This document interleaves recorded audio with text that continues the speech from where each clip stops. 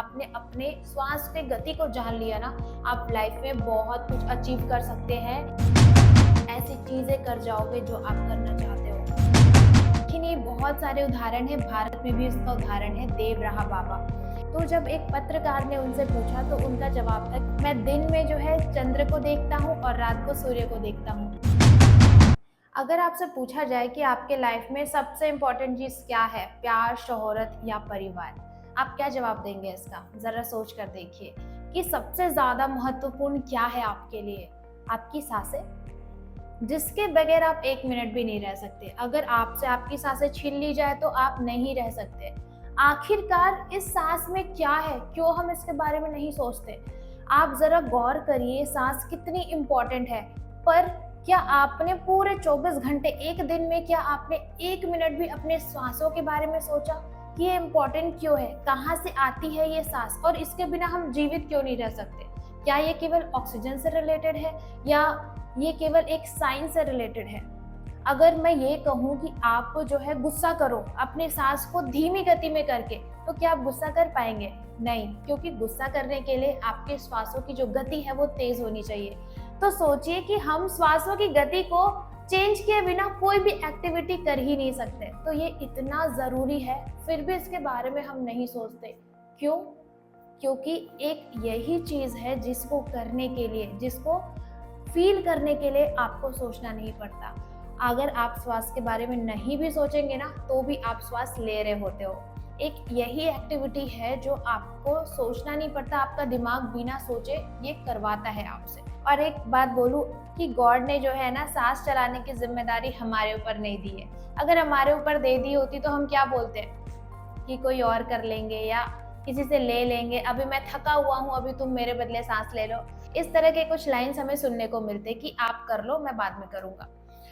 तो अगर यह इतना ज़रूरी है तो हम क्यों नहीं सोचते इसके बारे में? आज मैं आपको इस वीडियो में ना सांसों के पीछे जो रहस्य छुपा हुआ है कि इसको ध्यान देने से, इसके ऊपर ध्यान देने से आपके लाइफ में क्या ड्रास्टिक चेंज आ सकता है, ये मैं बताने वाली हूँ।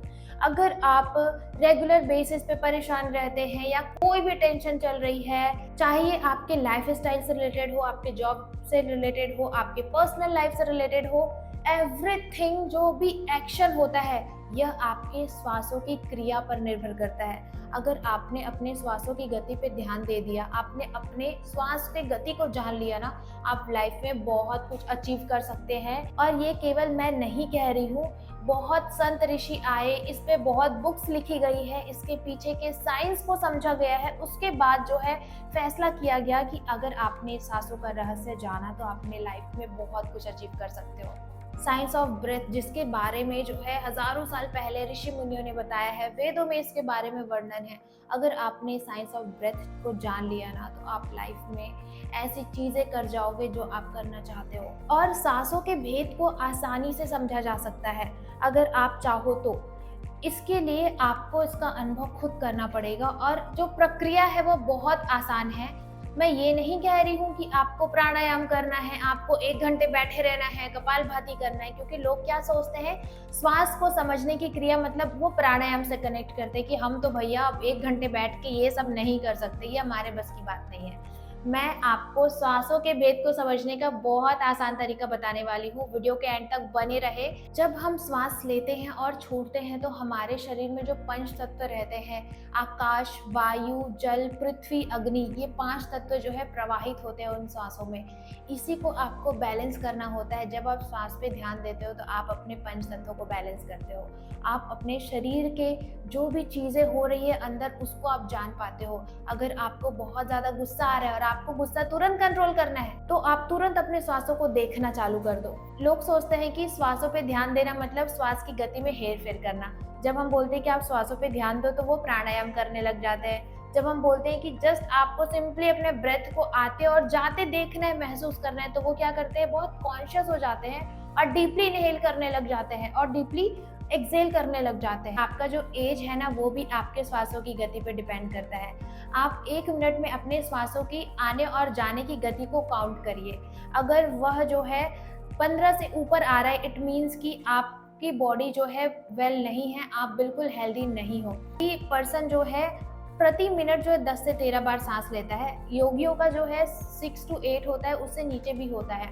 और अगर मैं कछुए की बात करूँ तो कछुआ जो है 6 से 8 पर मिनट जो है सांस लेता है, और वो कितने सालों जीता है, 300 600 तक भी साल वो जीता है। इसी तरह आपका लाइफ का रेट भी जो है आपके श्वासों से जुड़ा हुआ है। चीन के एक व्यक्ति से पूछा गया कि आपकी उम्र का क्या राज है, क्योंकि वो 165 साल के थे, तो उन्होंने बोला कि वो जो सांस है वो नाभि तक लेते हैं और नाभि से छोड़ते हैं। और इसके केवल एक ही नहीं, बहुत सारे उदाहरण है। भारत में भी इसका उदाहरण है देवराहा बाबा। इनसे जो है राष्ट्रपति राजेंद्र प्रसाद जी मिलने गए। ऐसे बहुत सारे जो है बड़े बड़े लोग इनसे मिलने गए, राष्ट्रपति, प्रधानमंत्री अपने जीवन काल में देवराहा बाबा से मिलते रहे, और इनकी उम्र में कोई फर्क नहीं था। वो सब जो है बहुत आश्चर्यचकित रहते हैं कि देवराहा बाबा का ऐसा क्या चीज़ है, वो ऐसी क्या चीज़ें करते हैं कि वो वैसे ही दिखते हैं हमेशा जब भी वो उनसे मिलते हैं। तो जब एक पत्रकार ने उनसे पूछा तो उनका जवाब था कि मैं जो है रोज सूर्य और चंद्र को देखता हूँ। मैं दिन में जो है चंद्र को देखता हूँ और रात को सूर्य को देखता हूँ। पत्रकार बहुत शॉक्ड हो गए, बहुत सरप्राइज हो गया कि ये बाबा जी क्या कह रहे हैं। जब बाद में उन्होंने इसके बारे में खोज किया तो पता चला कि सूर्य और चंद्र वह दो नाड़ी की बात कर रहे हैं जो हमारे श्वासों से संबंधित है। हमारे श्वासों में मुख्यतः 3 नाड़ी काम करती है, ईड़ा, पिंगला और सुषुम्ना। कि कितना इम्पोर्टेंट है ये सांस हमारे लिए, आपको सिंपली अपने श्वासों को आते हुए और जाते हुए देखना है, केवल महसूस करना है, इसमें किसी भी तरह का हेरफेर नहीं करना है। जब आप अपने श्वासों को देखने लग जाएंगे, महसूस करने लग जाएंगे, तो वो अपने आप एक रिदम में आ जाएगा। और जब वह रिदम में आएगा तो आप अपने मन को कंट्रोल कर सकते हैं, अपने माइंड पे ऐसा कंट्रोल ला सकते हैं जो आपको हर चीज़ अचीव कराने में आपकी हेल्प करेगा। आपको केवल अपने श्वासों को आते और जाते देखना है, सिंपली लाइक दैट। जब आप बैठे आराम से अपने श्वासों को महसूस करें कि किस तरह से यह अंदर आ रहा है, किस तरह से यह बाहर जा रहा है। केवल यही चीज़ आपको करनी है। जब भी आपको मौका मिले अपने श्वासों पे ध्यान देने का, आप ज़रूर ध्यान दीजिए। इसके अलावा भी श्वासों पे बहुत सारी चीज़ें हैं जो मैं आपको बता सकती हूँ। अगर आपको जानना है तो आप कमेंट करके ज़रूर पूछें, मैं इस पर एक और वीडियो बनाऊँगी। आज के लिए केवल इतना ही, मिलते हैं हम अपने अगले वीडियो में। तब तक सभी अपना ध्यान रखें। नमस्कार।